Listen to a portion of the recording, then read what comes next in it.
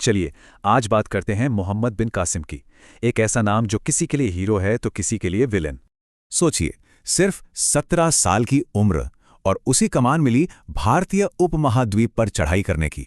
इतनी कम उम्र में इतनी बड़ी कामयाबी, ये उसे इतिहास के सबसे सफल युवा जनरलों में से एक बनाती है।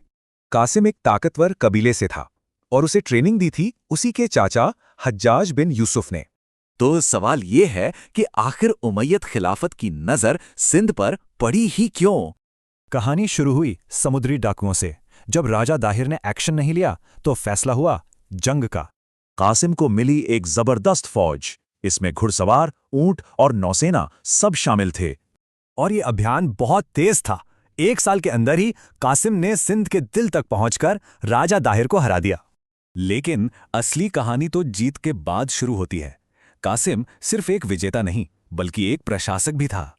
उसने काफी सहिष्णु नीतियां अपनाईं, हिंदुओं और बौद्धों को जजिया टैक्स के बदले धार्मिक आजादी दी।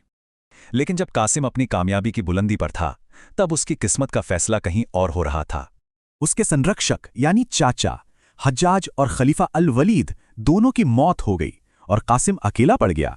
नए खलीफा सुलेमान ने उसे वापस बुलाकर कैद किया और मरवा दिया। सिंध का विजेता सिर्फ 20 साल की उम्र में मारा गया।